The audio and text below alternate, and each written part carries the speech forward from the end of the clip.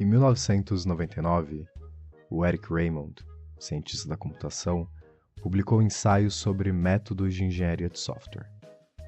Partindo de observações sobre o projeto do Linux, Raymond conseguiu mapear pontos-chave que, na sua visão, estão relacionados com o sucesso de muitos outros projetos. Não só isso, ele comprovou a sua tese administrando um projeto open source chamado Fastmail. Na década de 90, o senso comum ditava que um projeto de software bem-sucedido deveria ser planejado e documentado antes do início da sua construção. Igual uma catedral. Até que Linus Torvalds anuncia o Linux, onde qualquer pessoa do mundo poderia contribuir, quase como um bazar comunitário. Ninguém acreditava que um sistema operacional de código aberto pudesse competir com empresas como a Microsoft, que na época já tinha lançado o Windows comercialmente. E eu não preciso dizer que as coisas aconteceram de um jeito um pouco diferente do esperado. O ensaio do Raymond se chama A Catedral e o Bazar, e eu li pela primeira vez por acaso, um acaso bem feliz, porque esse livro foi a inspiração para o meu projeto open source, batizado de The Bazaar. Primeiro como uma homenagem, e depois por ser um projeto que tem tudo a ver com o que esse livro nos ensina.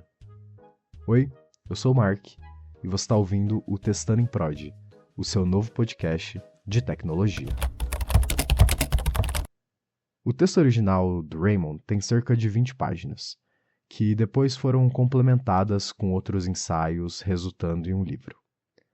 Ao longo dessas páginas, ele discorre sobre as 19 lições que aprendeu e que posteriormente se tornaram guidelines para a comunidade open source. A primeira delas é: todo bom projeto de software começa colocando o dedo na ferida de um programador. No meio da graduação, eu senti que já tinha aprendido coisa suficiente para começar a contribuir para projetos open source. Como a maioria das pessoas, eu iniciei a minha busca jogando no Google projetos open source para contribuir. E até então, os principais resultados eram artigos em blogs listando os mesmos projetos: Linux, OpenCV, Ansible, Serenity OS, só para citar alguns. O problema é que esses projetos possuem uma base de código gigante, com 1 milhão de issues abertos, além de serem complexos. E o que aconteceu? Eu assumi que precisava comer mais arroz e feijão antes de querer me envolver com open source. Uma dúvida, porém, ficou na minha cabeça. Será mesmo que não existem projetos menores, menos intimidadores, nos quais eu possa colaborar? E essa foi a ferida para que o The Bazaar fosse idealizado.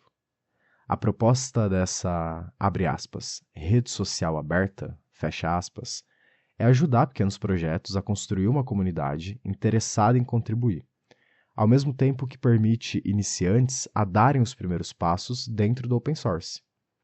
Tudo lindo até aqui, até eu esbarrar com a minha maior inimiga, a procrastinação. Eu desenhei o MVP, implementei o microserviço de autenticação, criei telas de login, cadastro e parei por aí. Sempre surgiu uma nova necessidade: reformular os models, os services, a forma como os componentes seriam renderizados, etc. Em pouco tempo, joguei o projeto na gaveta sem ter desenvolvido quase nada.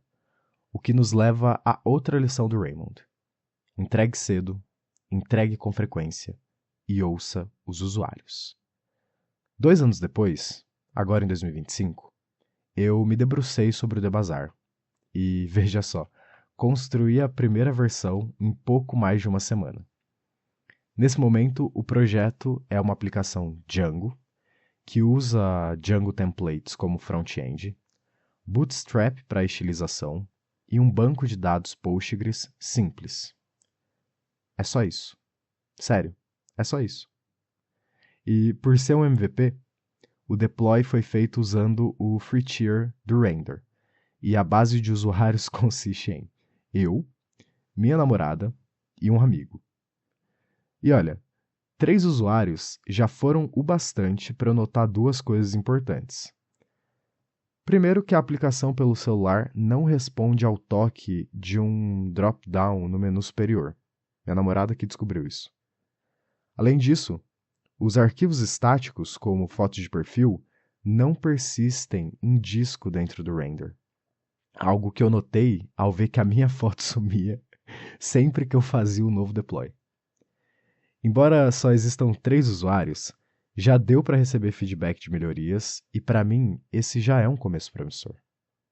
Amarrando com o que eu comentei antes sobre procrastinação, software não evolui na cabeça do programador, mas sim na mão de quem usa, o que nos leva para uma outra lição.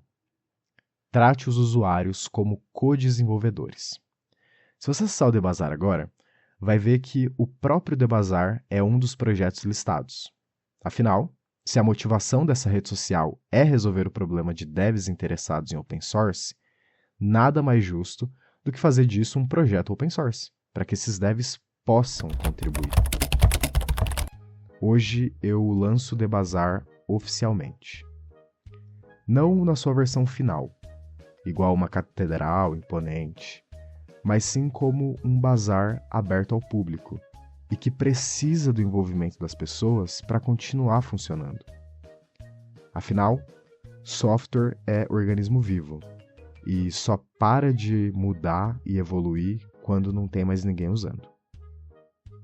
Esse projeto está sendo lançado como uma proposta de um espaço para a criação de comunidades, troca de conhecimentos e interação entre pessoas que gostam de construir coisas. Eu não quero que o Debazar se torne apenas uma vitrine para projetos open source, embora trazer visibilidade para pequenos projetos seja algo importante. Porém, mais do que isso, o foco é desenvolver uma rede social com um propósito, indo contra a maré de dopamina barata que a gente recebe sempre que encara os feeds infinitos. Correndo o risco de contradizer tudo o que eu falei.